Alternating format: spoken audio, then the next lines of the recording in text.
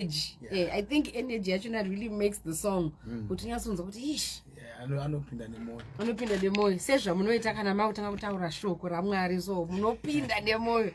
Yatsona kuti Apostle is in the building. So we are talking about social pressures. December is around the corner. I think totongotenda waMwari kuti November hapana zvimarora rora zvinoitika vanhu vanga vakachila saka pressure zero muna November. But December. Kuti 1 December unozonzi ninge yazodai uyu yazodai izvi zvazodai mota yazotengwa imba yapera kuvakwa uyu akucrossa border uyu akazoenda UK uyu yazodai.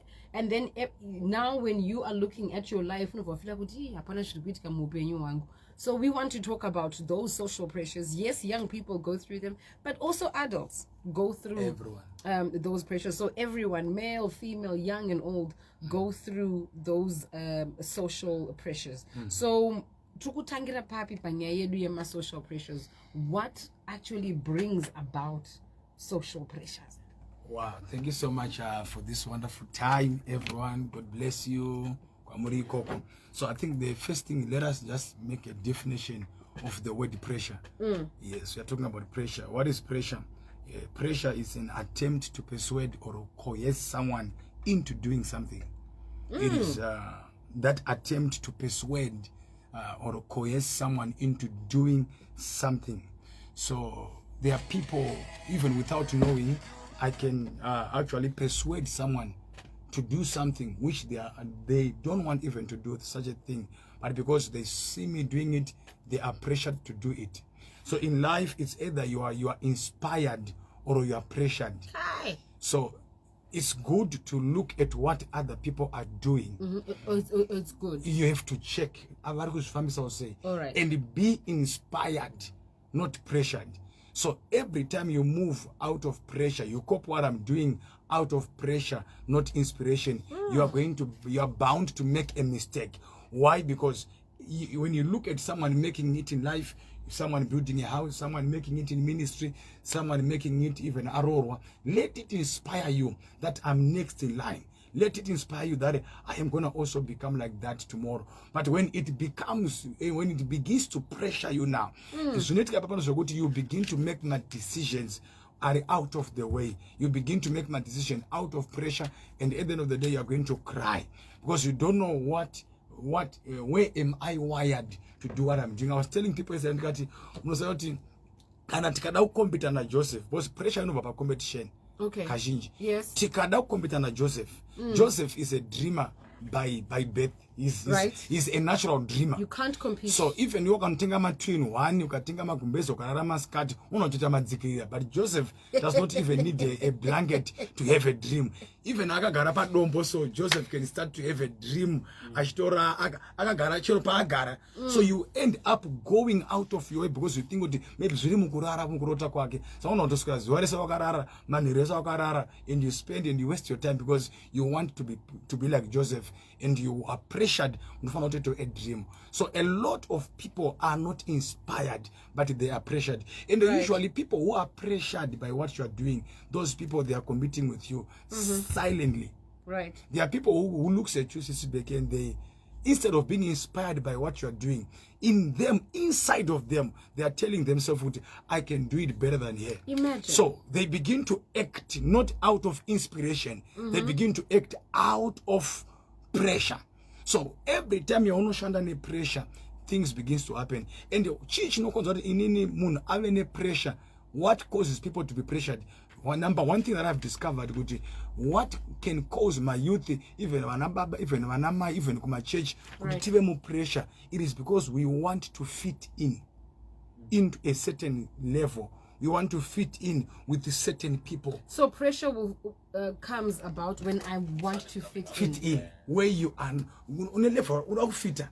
So say for example, I can go, you are a youth, then you team party, but party and then but you want to fit in. So you are pressured into doing what they are doing. Even maybe they are drinking alcohol, maybe they are taking drugs. But because you cannot feel out of place, so you want to fit into what they are doing. So you are pressured to do what they are doing because you want to fit in. So because you want to fit in, you end up adjust your views, adjust your behavior, adjust your character, adjust everything about you in order to fit into a certain type of people. So this is what happened because we want to fit in. Though chinokonzesa kuti tive mu pressure kuti andoda kutofamba ne Benz ndifitewo kune vane ma Benz ndoda kuitawo slay queen, but chishuwo chakanaka kana chiri out of inspiration. If it's out of inspiration, not being pressure. But if it's out of pressure, disaster. You begin to make my shortcuts. Yeah. The shortest cut is the longest cut. There are people who took a shortcut and discover that actually they've applied for a highway, which is the longest way. So sometimes you can say, I think we'll go deeper as we go. All right. So social pressure can also lead us to behave in ways that are not good for ourselves. So you begin to behave in a way that is not good for you, but good for other people. I also want them to feel good about me, yet you are pressured. It's not good for you. You can have a boyfriend, not good for you, but because you are pressured, because everyone among your friends has got a blesser. I get it. So you are pressured into certain things in certain way of behaving. So kazhinji pressure tisata deeper nenye pressure. Inoitikira pai pressure inoitikira mind. Ndoma inotangira. Okay, so pressure starts in the mind. In the mind. Okay, so just to break it down for those who are just joining us, if you're just joining us, we've got Apostle Blessing Chigodora live with us in studio on Capi Talk 100.4 FM for lunchtime recharge. We are also live on Facebook. Apostle is live on his social platforms.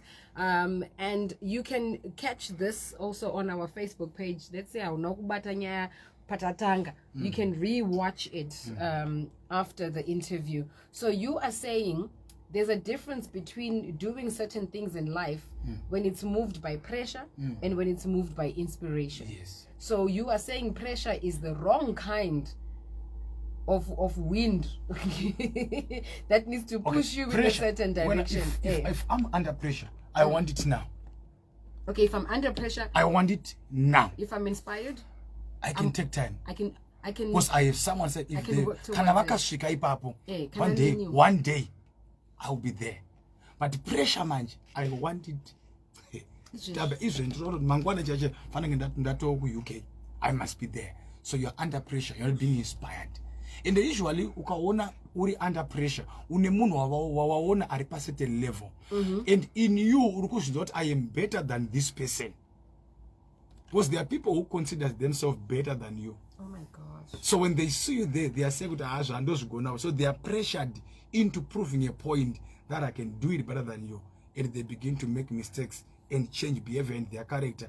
And they become the bad person. So with pressure, you want to prove a point. You want to prove a point. With inspiration, you're like, it's a life goal. This is something I want to accomplish. I will achieve it. I will achieve it. Knows what? Wow. One day, you pass bara. But pressure knows what? Mangwana in 24 hours it has to happen. So you make wrong decision because of that.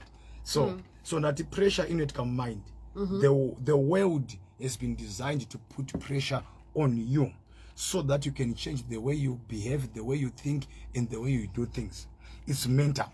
There are things that are designed by the devil to put pressure on you. What you see on TV, what you see on Facebook, what you see on Instagram. You can go on Instagram, you're seeing someone, because omanama bepa akanaka ndo language yekunyika vasikana vakanaka vafanange vari vatsvuku. So another sister of mine is in Chitungwiza, paskini ava haina kutsvuka manje, but vaudzwa manje kuti mbinga dziri kuda vanhu vakaita se dziri kuda mayellow bone, ivo havana kutsvuka. Saka at the end of the day vane pressure yekuda kutsvuka. Saka vanopedzisira vakushandisa ma-supplements aya. Iwo ma-supplements aya they are being used out of pressure. In the food. Pamwe panzi paipa body yavo haina kukura, vane body diki kuri vanhu vane miri yakaita se yakakurisa. So because of that social pressure, what we see on Facebook, what we see on Instagram, we end up compromising on who we are. Ndo panezonge pakubuda vanenge vakubleacha vaya. Pressure futhi ya. Ndo pane compromise manje. Pressure it's not who you are. Takuti pressure takubleacha, mwakunowedzerera, manje zvakunowedzerera ipapa manje zvikuitwa mukati momumo. You understand? It is because it is happening out of pressure. So there are things that are designed to put pressure on you. The devil has designed a system that pressurizes you into behaving in a way is serious. Number one, pressure to live a life beyond your level. Okay, Apostle, sorry. Pressure to live a life beyond your level. Life, we are not all at the same level. True story. You need to agree and to kubvumirana newe kuti asandasvika. Usakurumidza kusvika. Usati wasvika. Kuti asati tine IT wasati ane iPhone. Tomboshandisa iyoyo. Tiri kugara mu 2 rooms asati ane mari kuenda ku uptown. Tombogara kugeto ikoko. Tiri kufamba ne Honda Fit iri right for now if you save because asati ane mari yekuisa mu GLE. Saka tomboshandisa nezvatinazvo. So a lot of people, they begin to live a life beyond their level. So if you live a fake life, your destiny helpers, if you live a fake life, you are going to be in trouble because your destiny helpers will begin to call you boss. We have seen you on a Mercedes Benz and we have got a Honda Fit that we might have given you. But you're saying, how can we give her a Honda Fit when she has a Benz? Because wakatiratidza picture kuti une mazimari. Saka tikaona munhu arida basa pakona paruda munhu pane basa riripo fane vacancy. But manje picture wakatiratidza manje out of pressure. Techikuti hayi ari right. Saka unofane nzara uri ikoko. So sometimes don't live pressure to live a life beyond your level. Number 2, pressure to do what your friends are doing. No big one, man. What your friends are doing. That's the biggest one. Your friends are getting married. Yes, new. Your friends are buying cars. I also want. Your friends are living in luxurious homes. Oh, I really Your friends are going to party every weekend. They are. I want to have fun. You want to do it. So you are pressured.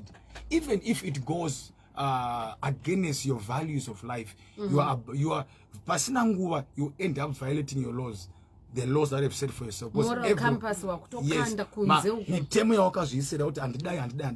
but because your friends are doing it, your friends mashamari dzako dzodana navarumwe vanhu iwa huzvide uri mutende uri mwana wekuchechi, but because you unopesa kuti others are doing it, I'll just do it because everyone is doing it. So you are pressured to do that. And also pressure to drive a nice car. Pressure to drive a nice car. Amota. Petrubaba. Spera kwa naskana vedu. Daimara deliver naskana vedu. Our sisters. Our sisters from the spirit of fear. I mean, speak it louder. May God deliver our sisters. Yes. Our sisters from the spirit of Dzimwe and Petro. What do we order? Yeah, feeling it. Yes. And also pressure to impress. This is imagine on Wakawanda. Apa kani basanangura. Pressure to impress. Uzonoenda kumusha kudai. Because unokoshinza ari kubva ku South Africa, kuti ari kubva ku Harare. You as not kumirira zvakaita se. Zvakanaka. But because une pressure unozoti kuti ndivaratidze kumusha kuti ndiri right. So you end up wakusiya zvikwereti kutauna kunoko. Kuti uno impress vanhu ari kumusha unzi uye anobudisa muzukuru uyu aiwanitenga doro muzukuru uyu anda zvakati but yet kunoko things are not well. You want to impress, so you are pressured to impress people. Kune vanhu vane mweya kuda kuimpressa vanhu, kuda kufadza vanhu, so they are pressured to go out of their way. They can actually go and borrow mari kuti abva ku South Africa ashanda gore rese ada kutoti ipa pawari ando ari kuya manje vakaterera vari kuya inorohwa muno anorohwa maranzi iwayo ichiva impressa, but after wava impressa because of pressure kuti vati uye rero zviri kumufambira South Africa. Sometimes kana usina huna kana winazvo nani unazvo. So this is the pressure to impress. Pressure yekuimpressa munhu waMwari ndichapabata pamberi apa zvangu yabarika nopabata michani ndio inobata even isusu vafundisi. We want to impress. Even kuvafundisi iriko men of God iriko kuvafundisi. I want to impress your prophetic major 5. go deeper. So I want to impress them. Don't watch it. Chibaba choprofitize. So unopesera manje ka wa pressured wa kuprofitize zisipo manje. Yet you were not supposed to be. I say in the realm of the spirit. One nobody go deeper, Papa. Go deeper. You have the prophetic sharpshooter. You were born to do this. Get the sense? So you want to impress people. Yeah. You end up doing things outside the will of the Father because you are pressured to prove a point. You have told your people, Inina can see everything. No, there are people who say that, but in Apana was Elisha Mumusanto Achona Mkazushina Matachuya, and to Ishe, the Lord has not revealed to me the problem of this woman. This is the greatest prophet. Right. But you go down, I can see everything. I see everything. I can see everything. Now people comes to you and they put you under pressure. Makati munaona zvese. Saka you've got chakubvunza kuti ko rinopera sei bhora rakati. Anamati muona zvese. Ko inopera sei nyaya yeBotswana. Inopera sei elections ari kuningirira ari kuAmerica. Yes. Saka tokuisa pa pressure manje. So because you want to impress us of what you said, you begin to make mistakes. It's very dangerous. And then pressure to prove. Pressure to prove.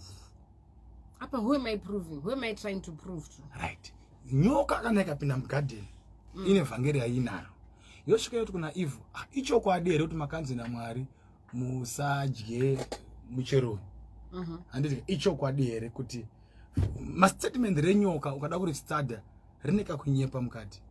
Rineka chokwadi but muchokwadi muneka kunyepa. Saka Eve chinosaka kuti apindure. Chosaka kuti apindure. Anopindura because ada kuprova kunyoka kuti you are wrong. Saka pakuda kuprovera nyoka ipapapa ndo pakubva conversation yatanga yakazowadzingisa mukati of Eden. Ndiye akarova futi Samson na Delilah akanzi ungati unondida usingandudze chokwadi. Saka tikaona Samson akuudza Delilah chokwadi ari kumuudza because aiswa pressure. Saka pressure ada kuprova kuti shavarika ndotokuda zvekudaro obva abudisa secret obva adona. Now, nyoka pa inosvika kuna Eve inoti Mwari anozviziva kuti nemusi wamuchadya muchafanana naMwari. Nemusi wamuchadya wamuchadya muchafanana naMwari. Eve ndo achiudzwa statement rofanana naMwari ndobva atarisa fruit. Bible says and behold it was good for food. Ndobva atema. Tikaona Eve akuritema chamukonvinza pai mashoko ataurwa nenyoka ekunzi muchafanana naMwari. Saka chibva mazuva nzara yaEve haisi yefruit. Nzara iri muna Eve ndiye kuda kufanana naMwari. Inonzi God status. Yekuda kunamatwa. Ndo nzara iri muvanhu vakawanda. Ndo inosaka masista edu abvise hembe osara nebra. Right? Come on. Because kunonzi kunamata kuomberero. Yes. Osara nebraso, osara nekashoti kadiki otanga kurekoda live vanhu vachikanda mafire emoji achitweka pai. Zvese ari kuzviitira sister ava. Vari kuitira kuti because last week vanimwe yavakaita vakaombererwa saka varifana kurwa imwe futi. Saka anda kunamatwa. Saka ane pressure kuti aramba achinamatwa. Saka sevanhu we've got that thing in us. Chekuda ndosaona kuti kazhinji ukaenda pamuchato. Aini ndoda ngopa zvinhu zvangu chinyarara handidi kuzivikanwa. Tochizototi mapa chinyararire list yochizoverengwa uko kuti vanhu toda kutenda mainingi ivamboti aiwa ninangu handizvokutaurwa rako rochiregedza kubuda. Hatipoona kuti vamwe vese vaombererwa dasa rako rosiyiwa kuti unosataura zvako but mukati mako nzwa kuti dai ndamboombererwa bichana.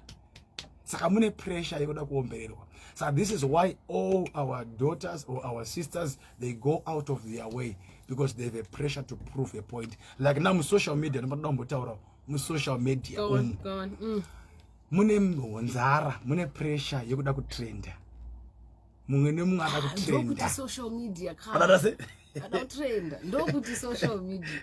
Inokudhara apostle panakatanga kupinda like in the entertainment industry. Like ndikaposta picture so. Ndaiposta na quarter to 1. Na 13:47 ndabata phone futhi ndakutarisa picture ye kuti yani ma likes mangani. Na 10:02 ndikubata phone futhi ndotarisa picture ndinoti yani ma likes mangani. Ndikati ngaisvike ka 100 likes. Ngaisvike ka 900. Ndichito chakuchemera 100 likes. But it's a decent photo. It's a what? It's a decent photo. But the hunger yekungoti but it's a decent but kuzoposta manje yekuti even pana munhu ukona akaposta somfort asa hana hama here maybe akablock hama dzese uzoti what shinja ari kuposta izvi hana mwana here munhu uyu hana hama here hana vanyarikani here ipressure yekuda ma likes. so vanonzi saka because mavari vanoda muchafanana naMwari saka vaiva nepressure yekuda kunamata inonzi God status, small g, God status, kunamatwa saka vakaiswa pressure because of what they wanted, their hunger. Ndobva vadya the forbidden fruit ravaisafanira kudya, ndobva vadya. Right. Saka pressure kana ikaya pauri inoita kuti udye the forbidden fruit. Une pressure yekuda kufamba nemota saka unodya the forbidden fruit. Wodanana navarume vevanhu. Une pressure yekuda kugara kuborodhe usina mari saka unopedzisira wadya the forbidden fruit. The forbidden fruit remisikanzwa iri wedharishandisike the forbidden fruit remujolo pedzisira waridya. Forbidden fruit rekutora madrugs just to try and be like them. To fit in. Saka vazhinji makadya the forbidden fruit because of pressure. Iko kutobuda munhu asina kupfeka pasocial media, pafacebook pane hama dzako, pane vanyarikani. Ndakatoti zvoni ukaposta whether it's a nude picture or a semi-nude something with the population that we have in Zimbabwe. Ukasasvika wakana pa 10,000 likes, aiwa bvisa yako picture yako. Why are you doing that? Saka ukaona ukajarira kuombererwa. Kunzi uya akapenga anotrenda. Kunzi auya anovhura hombe. Yakaipa. Saka une pressure kuda kuprove. Saka unopesera wakuita zvisirizvo. Wakubuda kushara zvinyanzi, wakubuda kushara zvisina kubasa because of pressure. Social media zvayakagadzirwa yaya yakagadzirwa kuti ipe vanhu pressure. Dzimwe mota dzaunoona vanhu vainadzo hadzisi mota dzavo, saka uchava nepressure. Plus vamwe vanhu vari kudya mari, kanitaurira vanhu vari kudya profit, saka chenjera kudya capital, kudya capital nevanhu vari kudya profit. Plus mawanyiro anosiyana. Iwewe uri nekamusika kako kaunowana $10 profit, uya hamene musika wake wainawo waanowana profit ye1,000, saka hamuna kufanana. Saka accept the level where you are. Tenda Mwari nepauri kuti Mwari pandiri panapa nditori bonda kadaro, handisi mene zvangu. Song yastana, I love the song. Handisi mene zvangu asi ndiri botsano. Yes, pandiri ipo panapa, I am okay. One day my life is going to change. Yes, handisi kuti kana usava ne a drive a better life. Come on, you must have the drive to be better in life. But be content. But be content with where you are. Don't be comfortable. Don't be comfortable. Be content. Be content with where you are. Amen. And work hard to become what you become, what you want to become. But give yourself time. Give yourself time. There are other people, this is a hard statement I'm about to say. There are other people who married at 22 and you are 30, you have not been married, and you feel pressure. But in the journey of life, that person who married at 22, maybe they are dying at 31, and you live up to 70. Get sense? Saka, we tinosumuka tese pakasiyana siyana. If someone in your church buys a car, don't be pressured. It's a sign that God is in the neighborhood. You are next in line. Your testimony is coming. If your brother buys a house, a chi, whatever they do, it is a sign that it is possible. Saka pa unoona vamwe vachibudirira, ngazvikupe tariro, ngazvikupe kutenda kuti kana zvichiitika kune munhu haana ropa rechokoreti kauyo. Tine ropa rakangofanana. Saka taidzidza tese kusemusko. Saka kwandiro rimwe zuva, saka tinosumuka tese pamazuva akasiyana. We don't rise in the same day. Even futi vabereki futi ndo tibate kuti sometimes musape vana pressure nemashoko. Vakurudzirei kushanda, but sometimes don't pressure them too much. Anopedzisira azongotsvaga chidhara chake chaanongotizira, plus ozodzoka futi mangwana ane kamwe vana vatowanda because tamupa pressure pamusha kuti wona vamwe vako vese ava, wona vamwe vako vese varorwa panapa, anozviroora ega, anotomirira kutotsvagwa. Saka ngatinamate, kana asati awanikwa ngatinamate, but let's not pressure our children. Even mukadzi mumba chaimo chaimo, murume wako mukurudzire kushanda, but usazonyanya kubva wamupa pressure. Akauyaone sauti ngaitendwe kuti thank you so much baba, kana mutupo uchitotaurwa ipapo ngautaura kuti aiwa no thank you so much, kwete kuti pese pauya hamuna zvamupeta panapa boss. Jona mukadzi akaenda pa next door akaenda kana kuraundi yevakadzi vamwe achiti kwangu uzati murume wangu akati auya, he brought me a pizza, but inini I was bought a dress. Dzinobva hasha dziri dzadzibai vachienda kuti rume izvaunontekerana upedza unotengera hembe rini, but you know the situation of your husband kuti things are not well for your husband.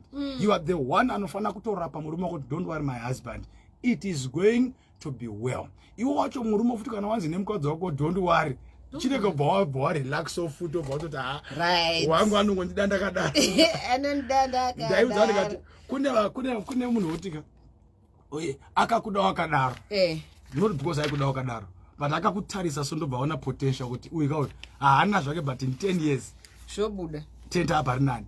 Saka uyu adiwa akadaro manje akabva atoti mukadzi wako ana pressure ndobva atogara manje. Saka now there is a problem in the house because ari kuti betting yandakaita inonzi betting yandakaita haina kubuda zvakanaka.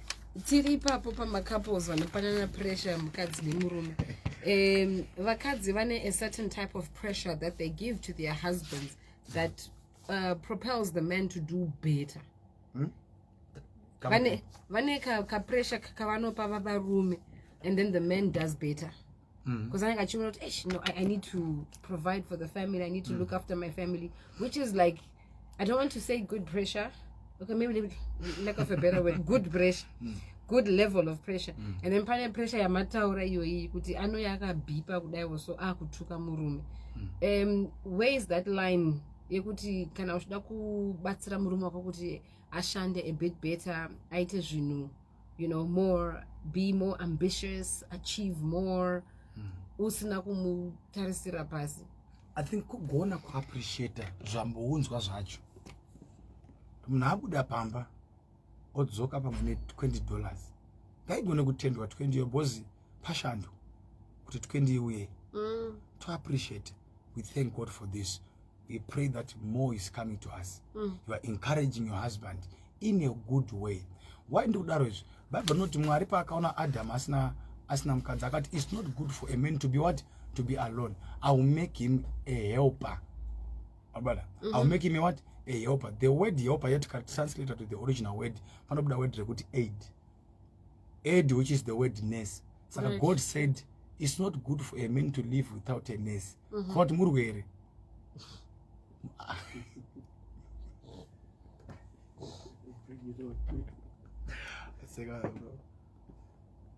Muchi murwere wenyu akwara kwaenda kubasa kwaanga achishanda akwara ane chidhiu chaazama kuita akwara ndobva chaashina kubuda akwara ane mari yavharwa akwara ane akatokuwara. Saka paari kuuya mumba umu ngaawane nguva yakawanda yekurapwa. Saka anofanira kuti kana akasvika kumba anosvika kuvhurwa, so he knows kuti things are not well. Saka haadi futi kuti pashoda ipapo futi paronda ipapo panzi so kuti futi ipapo so anokurudzirwa. There is a way. That's why madzimai muchikurudzirwa kuti endai kuchina chemadzimai munotichwa how to heal these wounds and also speak sense into their lives. Handisi kuti regerera munhu asingashandi ngataurwe naye kuti aiwa no shandai, but it must not be the everyday message. Pese vatsoka hamusoshanda panapa. You understand? You need to do that. And saka nyini ndiri murwere wajuu ataura muzita remudzimai wake. Yes my guy, uri murwere. Anzi, thank you so much Apostle. Zvoda nyasha zvizhinji dzamwari. The devil is at work. Most of the things we aspire are not of God. Ashina mwari mukati anzi preach it, vanhu vapone, and people are not content. Vanhu vanoda kudzidziswa kudzikama chaiko. This is my muku pa Greendale. Julia says, amen Apostle. Yedu yekuda kuita fit in pasingakwani inoita kuti tiite pressure and etofa yedu ne pressure iyoyo. Wanting to just fit in. Ndoda mubato pressure yekuindustry kwedu. Kwedu ndiko kune pressure. Right. Pressure from other pastors. Kuna vakomana vakawanda vasitori namacallings hawana kudedzwa naMwari. Sadaro kana Apostle. But vakatanga machechi because of pressure, because vakaona visionary achidrive mota vakafunga kuti ndosvikonawo. Saka they started ministry not because of the voice of God ati pressure kuti ndozvigo now. So mafundisi kazhinji pachezvo mafundisi acho akadedzwa, mafundisi vanoitisana pressure. Mafundisi acho tinopanana pressure yekufamba nebenzi. Iye munhu akati kuva nemazuva akawanda ndo success ministry ndiada utsurwa. Because ane vanhu vashoma anenge ane pressure kuti saka kana ndine vashoma I'm not successful in ministry. Munhu akati kana ukafamba nezimota rinodhura riya ndo that's success in ministry. Ndiye akapa the young generation the pressure yekuti they are no longer after the souls, they are after getting a big car, they are after getting a nice suit more than impacting life. Because saka, surely, what's the point of driving a big car and not impacting life? You're not impacting life. Saka, even Jesu angasimborana chechakura checha Jesu anga ine 12 members, but he was still the Christ. So if you are a great man, no matter where you are, appreciate where you are. If God says you have stadiums, you have them. Don't cut corners, don't do shortcut. Kazhinji unozona because of pressure manje mfundisi anopezera kuti kune giving Sunday yeti mwari anamboti kude giving Sunday mwari ada kuti kuparidzwe Jesu uchechi ati because pane kamari kari kudiwa kuti ti upgrade mota apostle kune Thanksgiving Sunday aiwa kune Thanksgiving saka mwana pesera akushonyongora Bible kuti abire vanhu. Prophet Angel wakaprofita bhora vakarova accuracy vakaprofita bhora kuti Man City iri kuwina vakarova accuracy azvinonzi iwo profita webhora. Right, got it. Yes, iwo vanozvigona zvebhora siya profita iwo kana usina kunzi profita bhora siya nazvo. Why are you pressured? Be inspired. You see, this is what I've seen happening in a lot of people. So never compete with anyone as a man of God. Be where you are, step by step, let God raise you. Hakuna munhu akangotanga ari mukuru. Iwo vakuru vacho vari kuti inspire. There was once a time they were at a lower level. In fact, where you are now, someone is praying for that. Level ratitora mutorisi beke. Pana kuti mwari kana mukandiendesa ipapo ndokunamata upenyu hwangu hwese. Oh wow, apa beke ari kucomplain. Ari kuti mwari kana mukandipa chero Honda Fit zvayo. Chero ka visi kana ka 323 ka box ka Nissan kanonzi kachika motaka kadikidika kanisa match kanisa match chero mukandipa ikako I'm concerned kanzi ndawana wangu muharare. So where you are is someone's prayer point. What you have, someone is praying to be that. So you need to thank God by where you are because it is someone's prayer point. Apostle Chigodora was with us for lunchtime recharge. You can still continue to send your messages, your comments, your questions, your contributions. We will tackle them next week, Wednesday, when we continue with our lunchtime recharge. We're about to cross over to the news, but we have a message from Rainbow Finance, and they're saying, attention all